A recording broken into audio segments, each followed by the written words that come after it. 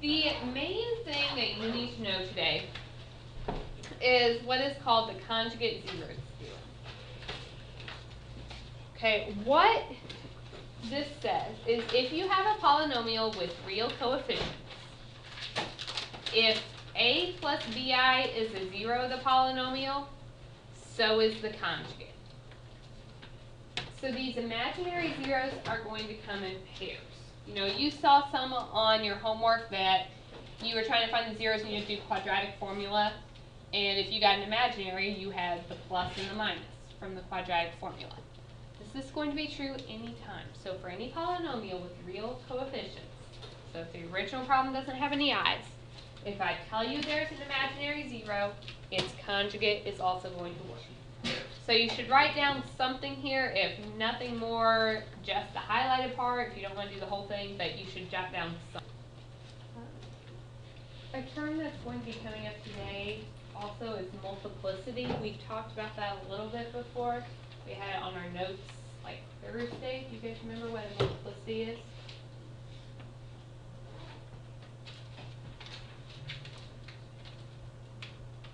If I say like 5 is a 0 with multiplicity 2, what does that tell you?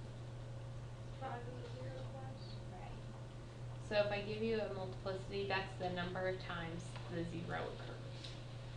So it would be like having a squared on something if the multiplicity was 2.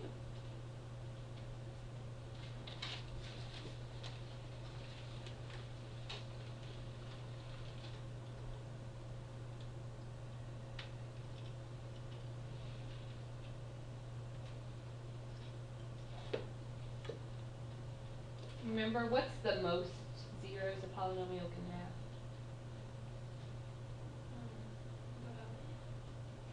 If it's that's turning points. If it's an x squared, how many zeros can we have? 2. If it's x cubed, you can have 3. If it's x to the 4th, you can have 4. The number of zeros is the degree of the polynomial. Turning points was 1 less than the degree. Okay, are we ready for an example?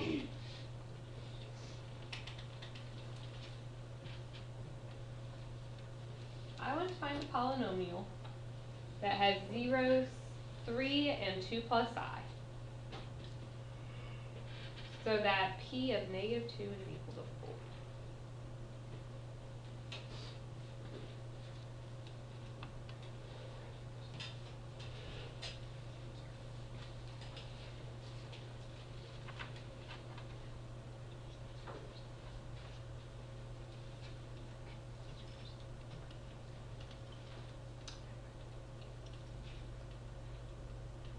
So I gave you 2 zeros. I said 3 and 2 plus I were zeros. But remember, conjugate zeros theorem says if you have an imaginary zero, the conjugate also works. So what else has to be a 0? 2 minus I. Okay, anytime you have an imaginary, it has to have a partner. They always come in pairs. So my polynomial right now, if I were to write my factors, if 3 was a 0, it would have to have x minus 3. You always do x minus your 0. If 2 plus I was a 0, we have to do x minus 2 plus I. So that gives us x minus 2 minus I.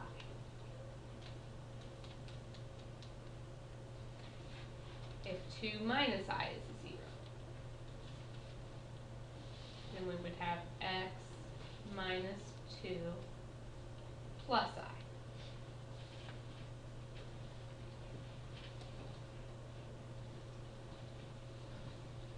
I'm going to scrap this requirement for now. We'll do that on the next problem.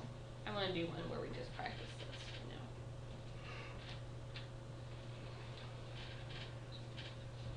now. Okay. So if I didn't give you any other requirements, you would be done at this point. We wrote a polynomial. I gave you the zeros, you added in any zeros that I didn't give you, so for any imaginary zero, you have to put its conjugate. Then you do x minus each of those for your factored form. Now is that how we normally solve polynomials? No, we normally see them all multiplied out. We have multiplied this stuff, we had it on the last test where you multiplied that, so I'm just gonna let you leave it in factored form right now. You've already shown me you know how to multiply. It's not really worth our time to do that right now. I just wanna make sure you can write the polynomial for it. Is that one okay with everyone? Where do you get the egg from? That's when you do the factor. So in general,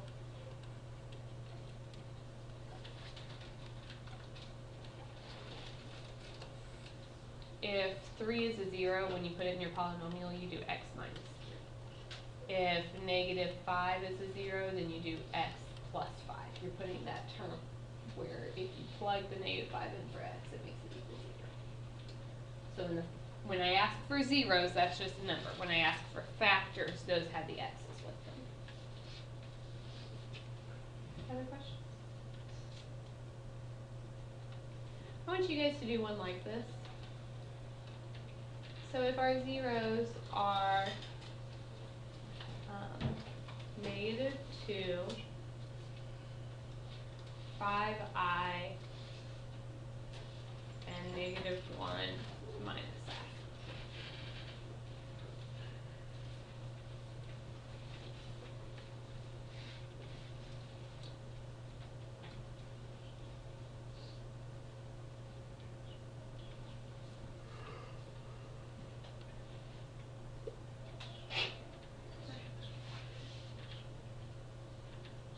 Have I given you all of the zeros?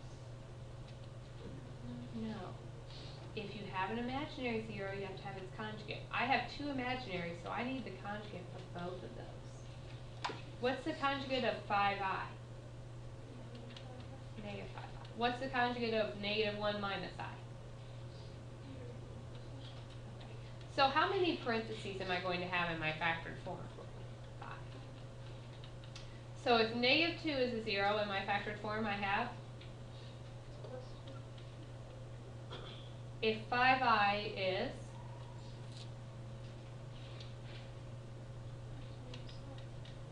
X minus 5i. Then for the negative 5i, we would have x plus 5i. Okay? For each of these things, you have to do x minus those. So it's x plus 1 plus I. And this one would be x plus 1 minus I. My factored form for these imaginaries, it's just the sign in front of the I term that changes. Everything else is the same.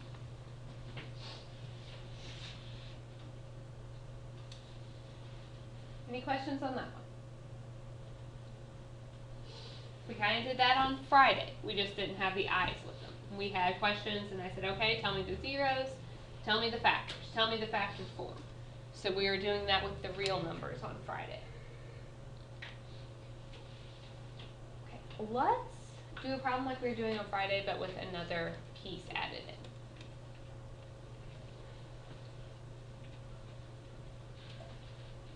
Okay, so for this one, I gave you the degree. I said it's degree 3, so that means 3 zeros. Did I give you all 3 zeros? Yeah. No imaginary zeros here, so I don't have to worry about adding in any more zeros. The only difference, and we have not done this on a problem yet, I gave you another requirement that has to be met. So let's start out. If negative 3 is a 0, what do we have to have? If negative 2 is a 0. And if 5 is a 0.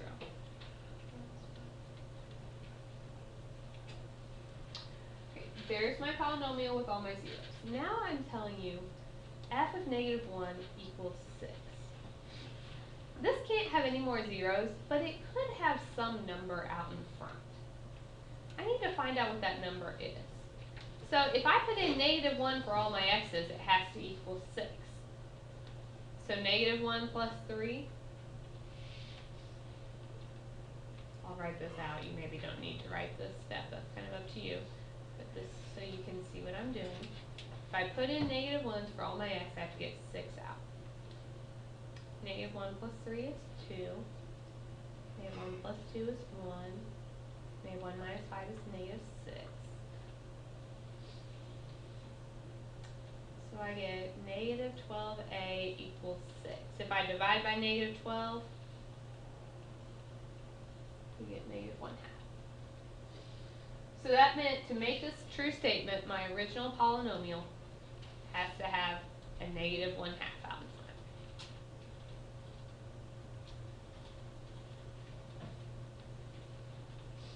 And this is my final answer.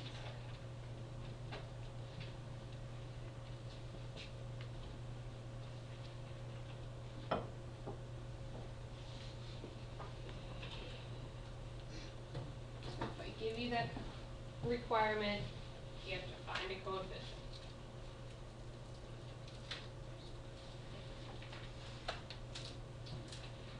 Let's try another one like that.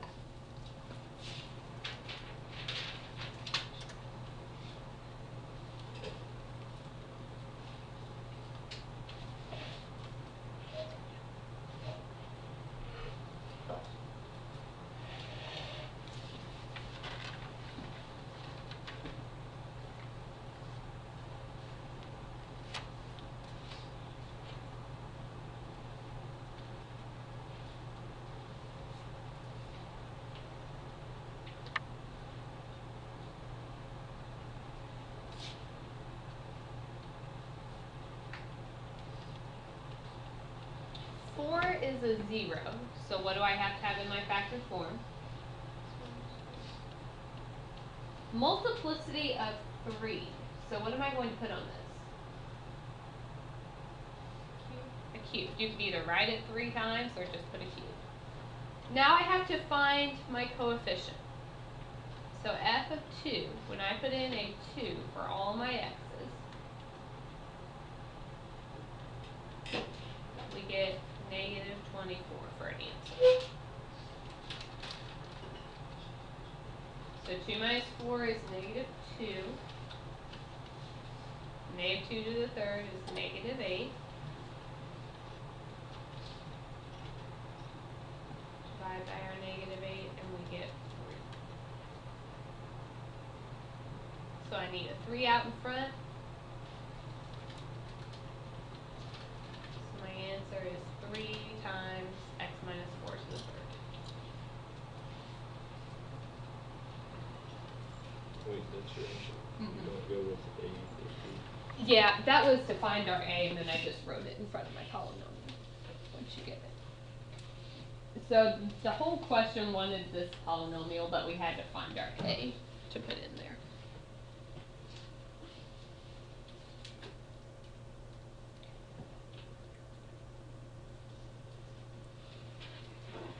Alright, second thing I want to work on today. So we wrote polynomials. I want to build on what we were doing Friday with factoring polynomials. So Friday I was giving you a problem and I would say, okay, you've got a polynomial, and this may not work, so don't write this one down, but like x to the third plus 2x squared plus x minus 4. And if I said 2 was a 0, what would you do first? You did synthetic division with the 2 to get an x squared that you could factor with box. Okay, I did one example in class that had an imaginary number, and I told you you weren't going to have any on your homework yet. I want to try some more with the imaginary numbers today, especially now that we know a little more about them. So same process, it's just we might have an I show up in our problem. Let's do actually this one first.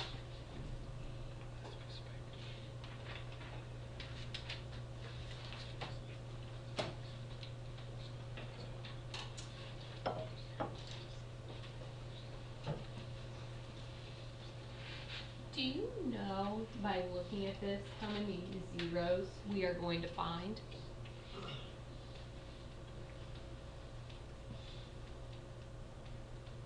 Well, 3 is 4, so I need 4 zeros.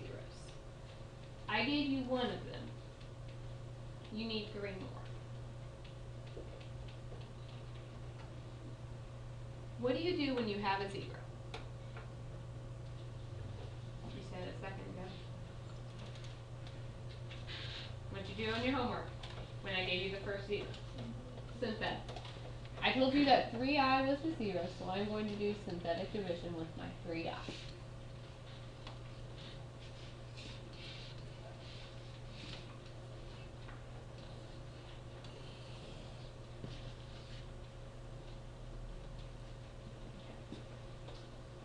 One comes down.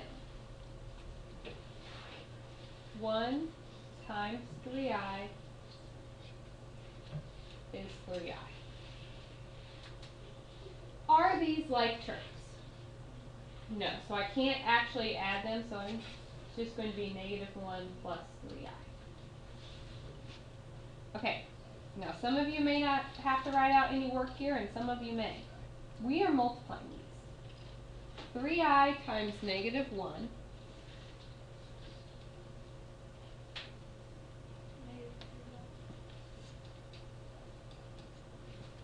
3i times 3i, 9i squared, which is -9. So when I add, 10 plus -9 will be a 1 minus my 3i. Okay, so it's a little bit uglier, but it's not things we haven't done before. We've multiplied with the i's before, we've added with them before. Now I'm going to take my 3i times 1 minus 3i. So 3i times 1 is 3i. 3i times -3i. Positive 9. So it would be -9i squared. Okay, this time when I add, my 9's drop and we get 3i. So multiply 3i times 3i. -9. Add and we get 0, which we knew. I told you it was going to equal 0. Alright. So far this isn't looking real promising. I can't begin to do box method with i's in there. But I told you something today that is very helpful. Anytime you have an imaginary 0, what else has to work? The conjugate. What is the conjugate of 3i? So I could do this again with -3i. Now this one should be easier. The first one's going to be the ugly one. The second one, all these i's are going to disappear. So this one should go much faster. Oh, sorry, writing down the wrong coefficients here. We are going to do this with our answer from the previous problem. So I'm going to use these coefficients.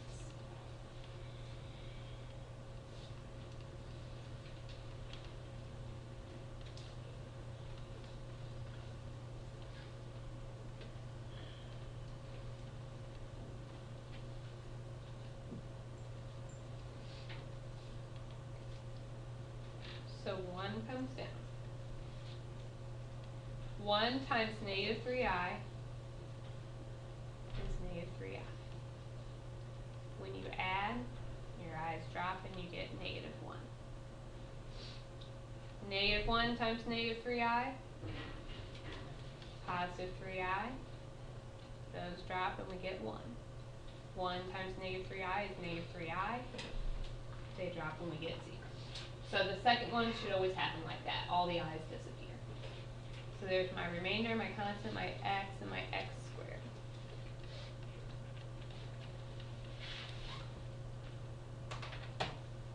Okay.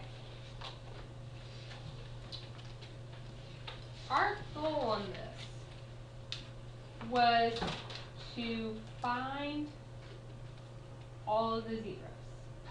So at this point, if possible, we need to factor.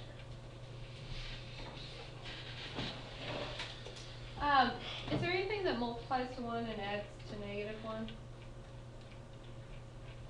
No. So if factoring doesn't work, what do you do? Quadratic formula. Okay.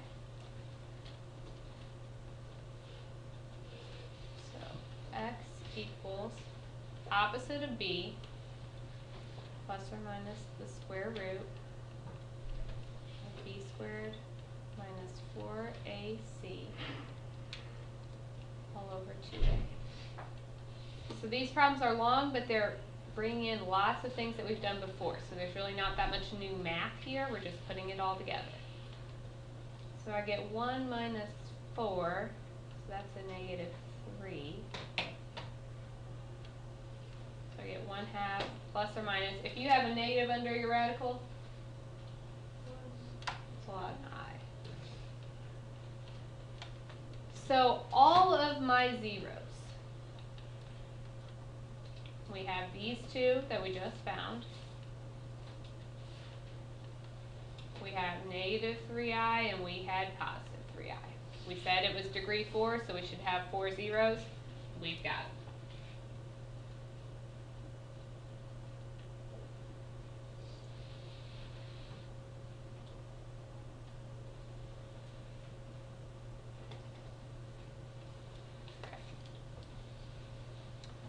I know that wasn't the prettiest problem ever. Do you have any questions for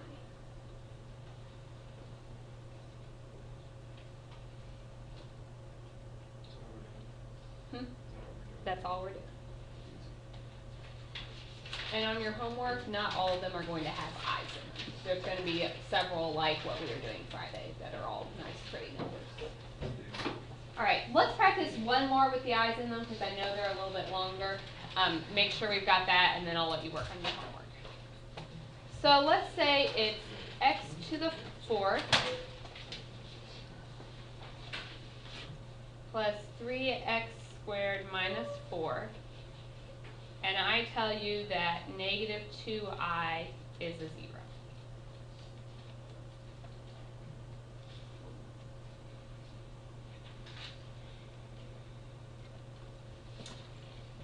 So first step, synthetic with -2i. Now be very careful. When you set up your synthetic, we have a 1x to the 4th. I don't have an x cubed, so I'm going to put a 0. I have a 3x squared. I don't have an x, so I put a 0. And then my -4.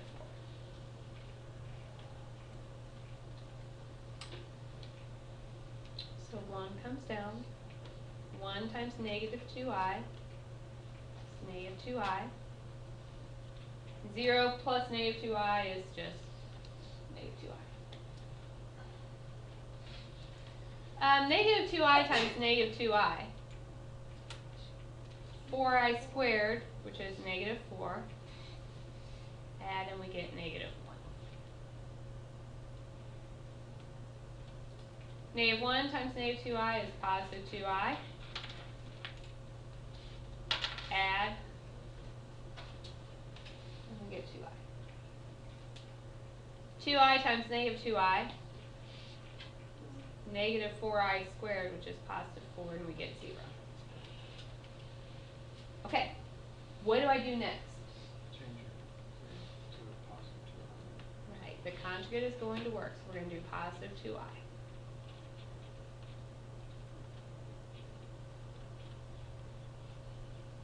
Is the homework already done? I don't think so. No. So bring down your 1. 1 times 2i is 2i. Add and we get 0. 0 times 2i is 0. Add and we get -1. -1 times 2i is -2i. 0. And we get 0. So there's my remainder. It's my constant, my x, and x squared. So this turned into x squared minus 1. We can factor that. What does it break into? X minus 1 plus 1. So your zeros.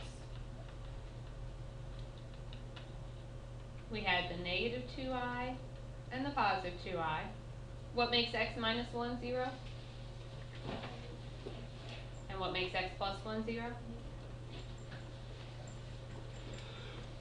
It doesn't matter what order you put those in. No, not at all.